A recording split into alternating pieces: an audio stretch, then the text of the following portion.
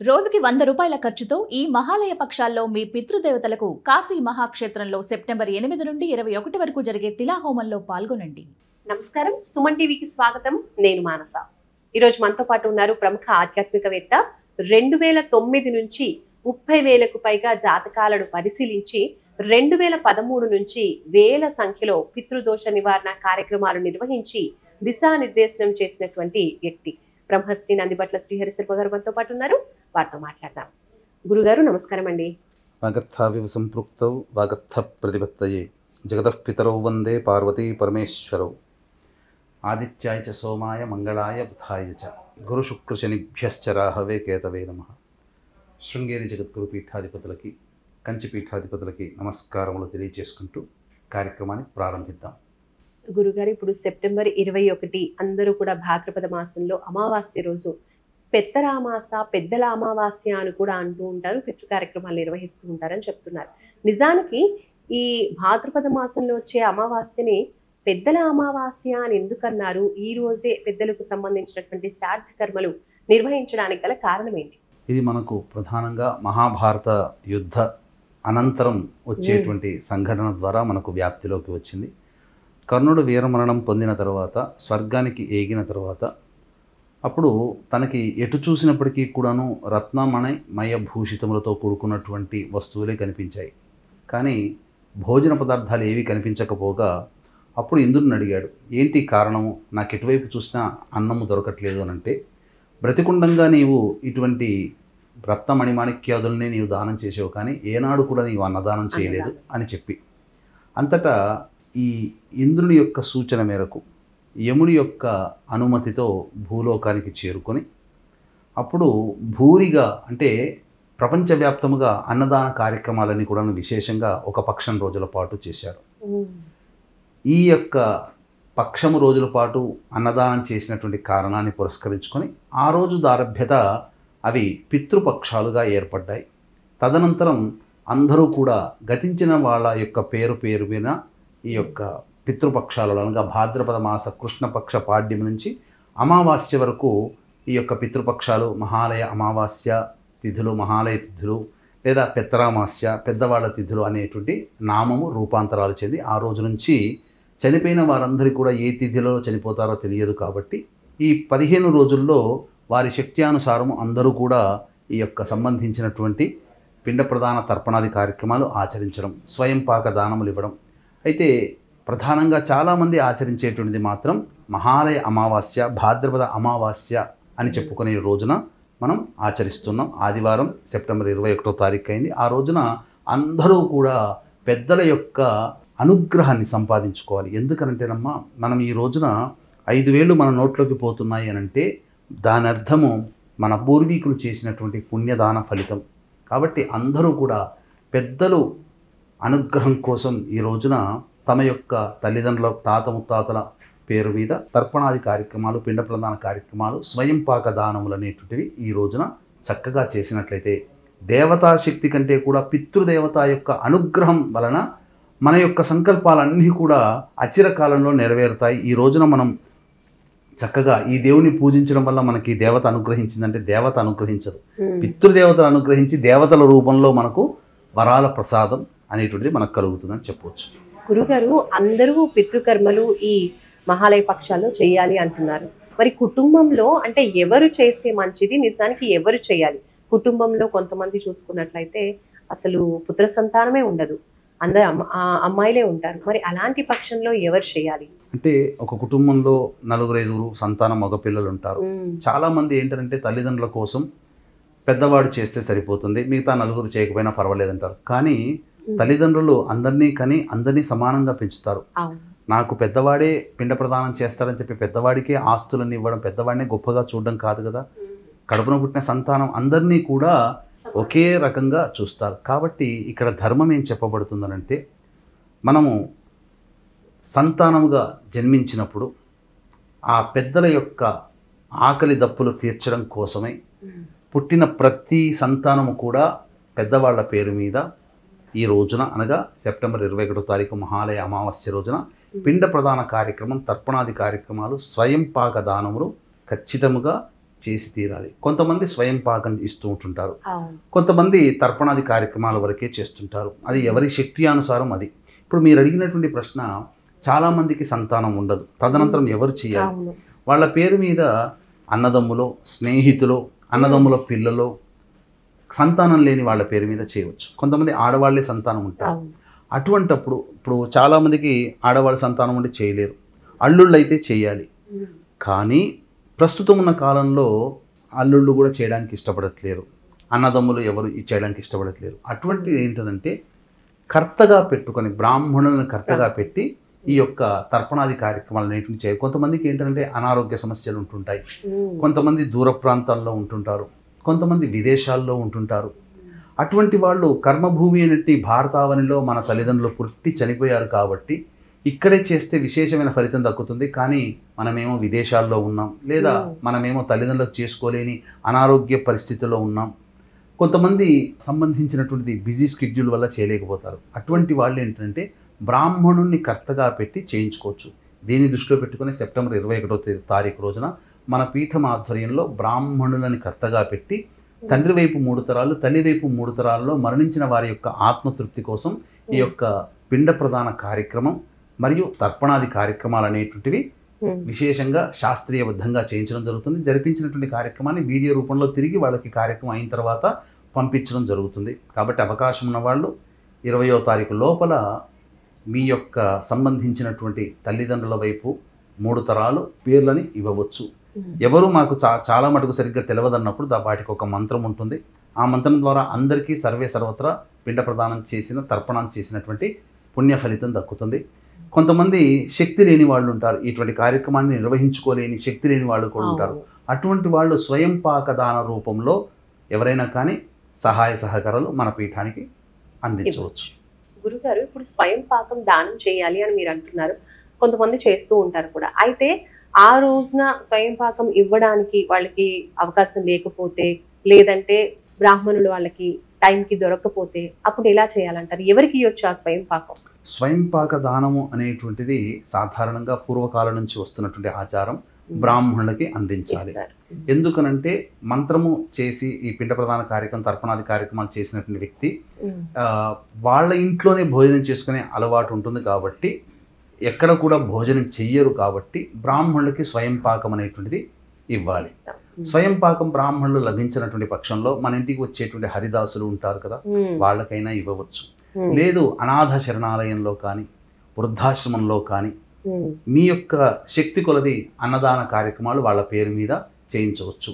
లేదు కాశీ, గయా లాంటి సుప్రసిద్ధ పుణ్యక్షేత్రాలు ఉంటాయి మన దగ్గరలో ఉన్నటువంటి సుప్రసిద్ధ పుణ్యక్షేత్రాలు, శైవ క్షేత్రాలు, విష్ణు క్షేత్రాలు ఉంటాయి. అక్కడ సత్రములలో జరిగేటువంటి అన్నదాన కార్యక్రమంలో మీ వంతు సహాయ సహకారాలుగా అన్నదాన కార్యక్రమం ఎవరి పేరు మీద అయితే చేయాలనుకున్నారో వారి పేరు మీద అన్నదాన కార్యక్రమం చేయవచ్చు. ఇప్పుడు సూర్యగ్రహణం కూడా సెప్టెంబర్ 21నే అంటున్నారు. మరి సూర్యగ్రహణం సమయంలో ఇలా పితృతర్పణాలు, పితృ కార్యక్రమాలు నిర్వహించొచ్చంటారా? ఈ సంబంధించినటువంటి సూర్యగ్రహణం అనేటువంటిది మన భారతదేశంలో కనిపించదు కాబట్టి యథావిధిగా ఉదయం నుంచి మధ్యాహ్నం, సాయంత్రం సూర్యాస్తమయం లోపల మీరు ఈ యొక్క పిండ ప్రదానం, తర్పణాది కార్యక్రమాలు, స్వయంపాక దానములు అనేటువంటివి జరిపించుకోవచ్చు. ఈ సూర్యగ్రహణం అనేటువంటిది ఆస్ట్రేలియా, న్యూజిలాండ్, అంటార్కిటికా ఖండం, పసిఫిక్ మహాతీర ప్రాంత, సముద్ర తీర ప్రాంతంలో మాత్రమే కనిపిస్తుంది కాబట్టి ఆ ప్రాంతంలో నివసించేటువంటి సనాతన ధర్మాన్ని పాటించేటువంటి వాళ్ళు నియమాల్ని పాటించాలి. కాబట్టి మధ్యాహ్నం 11-12 లోపల పిండ ప్రదాన తర్పణాది కార్యక్రమాలు ముగించుకోవాలి. కాబట్టి మన భారతదేశంలో ఈ సెప్టెంబర్ 21వ తారీఖు రోజున వచ్చేటువంటి సూర్యగ్రహణం అయితే మనకు కనిపించదు. కాబట్టి ఎటువంటి ఆచార నియమాలు పాటించాల్సిన అవసరం లేదు. కాకపోతే ఈ సూర్యగ్రహణం అనేటువంటిది కన్యా రాశిలో సంభవిస్తున్నటువంటి కారణం చేత కన్యా రాశి బేస్ చేసుకొని ఒక్క మేషరాశి, కర్కాటక రాశి, వృశ్చిక రాశి, ధనుస్సు రాశి వారికి శుభ ఫలితాలు. మిగతా రాశుల్లో అనగా మేష, కర్కాటక, వృశ్చిక, ధనుస్సు రాశిలో తప్ప మిగతా రాశుల్లో అయినటువంటి వృషభ, మిథున, సింహ, కన్య, తుల, మకర, కుంభ, మీన రాశిలో జన్మించినటువంటి వారికి మాత్రం కొంత అశుభ ఫలితాలు అనేటువంటివి కలుగుతాయి. కాబట్టి దీన్ని దృష్టిలో పెట్టుకొని ఈ యొక్క సూర్యగ్రహణ సందర్భంగా 22వ తారీఖు రోజున సాయంకాలము ఈ చెప్పినటువంటి రాశుల్లో జన్మించినటువంటి వారికి గ్రహణ దోష నివారణ పూజలు, హోమాలు అనేటువంటి జరిపించి కరుంగలిమాల అనేటువంటిది వారికి అందివ్వడం జరుగుతుంది. అవకాశం ఉన్న వాళ్ళు కార్యక్రమం తదనంతరం కాంటాక్ట్ చేసి ఈ సూర్యగ్రహణ దోష నివారణ పూజలు హోమాల్లో మీ గోత్రనామాలు నమోదు చేసుకోవచ్చు. ఆఖరిగా సెప్టెంబర్ 7వ తారీఖు రోజున చంద్రగ్రహణం అనేటువంటిది ఏర్పడింది. ఆ చంద్రగ్రహణాన్ని బేస్ చేసుకొని మనకు కొన్ని రాశుల్లో జన్మించినటువంటి వారు కనుక కుంభరాశిలో ఏర్పడింది కాబట్టి ప్రధానముగా కన్యా రాశిలో, అలాగే మేషరాశిలో, వృషభ రాశిలో జన్మించినటువంటి వారికి, ధనుసు రాశిలో జన్మించినటువంటి వారికి తప్ప మిగతా అయినటువంటి మిథున, కర్కాటక, సింహ, తుల, వృశ్చిక, మకర, కుంభ, మీన రాశిలో జన్మించినటువంటి వారికి చంద్రగ్రహణ దోషం ఉంది. అప్పుడు చేసుకోలేకపోయి ఉంటారు.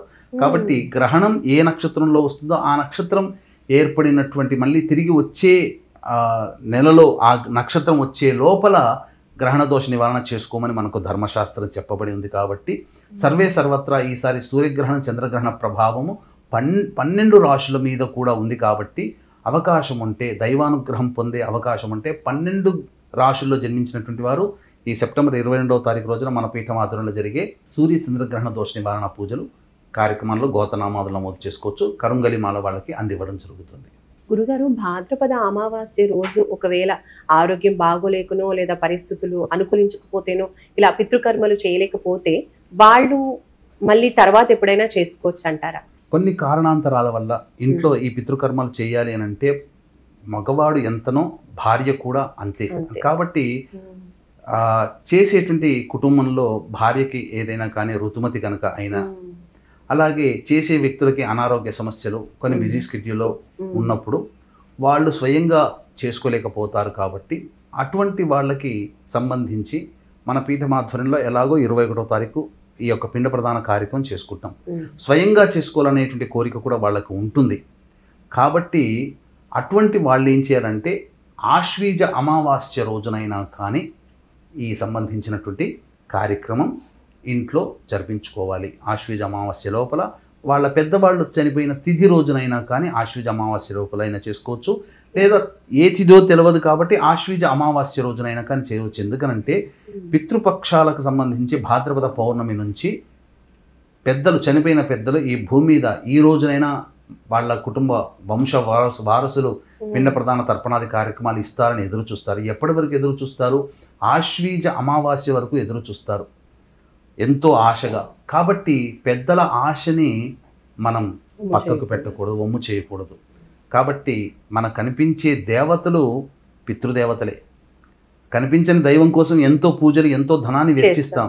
కానీ ఈ సంబంధించినటువంటి దేవతని మన వంశ దేవతల్ని మనం ఆరాధించకపోతే దేవతానుగ్రహం కూడా, మనం పూజించే దేవతానుగ్రహం, కులదేవతానుగ్రహం కూడా మనకు లభించదు. కాబట్టి అవకాశం ఉంటే ఆశ్వీజ అమావాస్య వరకైనా కానీ చేసుకోవాలి. ఎందుకనంటే ఆశ్వీజ అమావాస్య రోజున వాళ్ళు తిరిగి వాళ్ళ యొక్క లోకానికి వెళుతారు. అందుకనే మా ఇంటికి వచ్చినటువంటి పితృదేవతల్లారా మీకు దారి చూపిస్తున్నామని ఆశ్వీజ అమావాస్య రోజున గోగునార కట్టకి దీపాన్ని వెలిగించి ఇలా ఇంటి బయట నిలబడి ఇలా చూపిస్తాం. ప్రదోషకాల సమయం చీకటి పడ్డ తర్వాత, అంటే మళ్ళీ వాళ్ళ యొక్క లోకానికి మీరు వెళ్ళిపోండి, ఆనందంగా కార్యక్రమాలు నిర్వహించాను, సంతోషమా అని చెప్పి పితృదేవతని ఆశీర్వదించమని చెబుతూ ఈ సంబంధించినటువంటి దివిటీలు అనేటువంటివి పెడతాం. కాబట్టి ఖచ్చితంగా ఎల్లరూ కూడా, వీక్షించేటువంటి ప్రేక్షకులు ఎల్లరూ కూడా దేవతల కన్నా పితృదేవతలు గొప్పవాళ్ళు, కని పెంచి పెద్ద చేసినటువంటి తల్లిదండ్రుల కంటే గొప్పవాళ్ళు అంటూ ఎవరు లేరు. కాబట్టి వాళ్ళని స్మరించుకుంటూ అవకాశం ఉంటే పితృపక్షాలలో చేయండి, లేదు ఆశ్వీజ అమావాస్యలోనైనా చేయండి. కనీసం ఈ రోజున అందరూ కూడా ఎంతో కొంత ద్రవ్యం సంపాదించుకున్న వాళ్ళే. మీకు చేయలేకపోయినా బ్రాహ్మణుని కర్తగా పెట్టి ఈ కార్యక్రమాన్ని మన పీఠమాధ్వర్యంలో సెప్టెంబర్ 21వ తారీఖు రోజున, అనగా ఆదివారం రోజున మన పీఠమాధ్వర్యంలో జరపబడుతుంది. ఈ యొక్క పిండ ప్రదానం తర్పణాది కార్యక్రమాలు మీకు వీడియోల రూపంలో కూడా మీకు పంపించడం జరుగుతుంది. గురుగారు, ఇప్పుడు స్వయం పాకం ఈ రోజున ప్రత్యేకంగా బ్రాహ్మణులకు ఇవ్వాలి అంటూ ఉంటారు. మరి ఆ స్వయం పాకంలో ఖచ్చితంగా ఉండవలసిన వస్తువులు ఏంటి, ఉండకూడనివి ఏంటి తెలియజేయండి. స్వయం పాక దానంలో ఉండకూడని వస్తువులు మనం తెలుసుకున్నాం. చాలామంది అల్లం మరియు ఆలుగడ్డ, అలాగే ఈ టమాటాలు, ముల్లంగి ఇస్తుంటారు. అవి ఇవ్వకూడదమ్మా. ఉల్లిగడ్డలు కూడా ఇవ్వకూడదు, వెల్లుల్లి కూడా ఇవ్వకూడదు. ఇది తామస వస్తువులు. సాత్వికమైనటువంటి వస్తువులు అనేటువంటివి ఇవ్వాలి. ముఖ్యంగా వంట చేసుకోవడానికి అనుకూలంగా ఉండేది మొట్టమొదటి వస్తువు బియ్యం. కాబట్టి కిలోన్నర నుంచి మీరు శక్తి కొలది ఎంతైనా కానీ బియ్యం దానం చేయవచ్చు. ఇక ఆకుకూరలు, పాలకూర, ఇవన్నీ తోటకూర ఇవి ఇవ్వచ్చు. అలాగే దొండకాయ, బెండకాయ మరియు బీరకాయ, వంకాయ ఇవన్నీ కూడా ఇవ్వవచ్చు. ముఖ్యంగా 3 వస్తువులు ప్రధానంగా ఇమ్మని చెప్పబడి ఉంది. ఏంటంటే పనస, నల్లేరు మరియు కాకరకాయ. ఈ 3 వస్తువులు ఇస్తే 1000 కూరగాయలు ఇచ్చినంత పుణ్య ఫలితం ఉంటుంది. అలాగే ఎలాగో పప్పు, ఉప్పులు అనగా కందిపప్పు, శనగపప్పు, మినప్పప్పు ఖచ్చితంగా ఉండాలి. అలాగే తైలం అనగా వాడుకునేటువంటి నూనె, మన వేరుశనగ నూనె కానీ, సన్ఫ్లవర్ ఆయిల్ నూనె కానీ ఏదైనా కానీ నూనె ఇవ్వవచ్చు. కాబట్టి ఇలాంటి వస్తువులు ఖచ్చితంగా ఉండాలి. ఇవ్వకూడని వస్తువులు చెప్పినా అవి లేకుండా చూసి స్వయం పాక దానము దక్షిణతో సహా బ్రాహ్మడికి దానం ఇవ్వాలి. ఇక చాలామంది ఈ యొక్క భాద్రపద అమావాస్య రోజున తమ పెద్దలకి ఇష్టమైనటువంటి పదార్థముగా మాంసాహారములు అనేటువంటి వండి పెడుతుంటుంటారు. కానీ ఇది నిషేధమమ్మ. అమావాస్య రోజున మాంసాహారము, మద్యపానము, ధూమపానం ఇవన్నీ నిషేధం. కాబట్టి పెద్దల కోసం పెట్టేటువంటి యొక్క పటం ముందర ఏదైతే వాళ్ళు వండి పెడతారో వంటకాలలో ఈ సంబంధించినటువంటి సాత్వికమైన ఆహారమే ఉండేటట్టుగా చూసుకోండి. శాకాహారమే ఉండాలి. మాంసాహారం నిషేధము. ఇది ఒక్కటి గమనించి శాస్త్ర ప్రకారాన్ని మనం ఆచరిస్తే తప్పకుండా మనకు పితృదేవతలకు అనుగ్రహం కలుగుతుంది అని చెప్పవచ్చు. చాలా మంచి విషయాలు తెలియజేశారు గురుగారు. నిజంగా ఈరోజు ఏం చేయాలి, ఏం చేయకూడదు, ఎలా చేయాలి, ఇప్పుడు స్వయం పాకం ఇవ్వాలన్నా కూడా అసలు ఏ వస్తువులు ఇవ్వాలి అనే విషయాలు కూడా చాలా మందికి తెలియదు. ఇలాంటి విషయాలన్నీ కూడా ఈరోజు ఉన్నటువంటి సందేహాలన్నీ కూడా నివృత్తి చేసినందుకు చాలా ధన్యవాదాలు గురుగారు. నమస్కారం. సర్వం శ్రీ ఉమామహేశ్వర పరబ్రహ్మార్పణమస్తు. చూసారు కదండి, ఇప్పుడు వస్తున్నటువంటి అమావాస్య, భాద్రపద అమావాస్య, పెద్దల అమావాస్య అంటూ ఉంటారు. ఖచ్చితంగా పెద్దలకు సంబంధించినటువంటి శ్రాద్ధ కర్మలన్నీ కూడా నిర్వర్తిస్తూ ఉంటారు. కాబట్టి గురుగారు కూడా ఇప్పుడు ఇలాంటి కార్యక్రమాలు చేసుకునే వాళ్ళ కోసం అవకాశం ఉంది, చేసుకోలేము అనుకున్న వాళ్ళకు కూడా కర్తను పెట్టి కూడా ఈ కార్యక్రమాలన్నీ నిర్వహిస్తూ ఉన్నారు.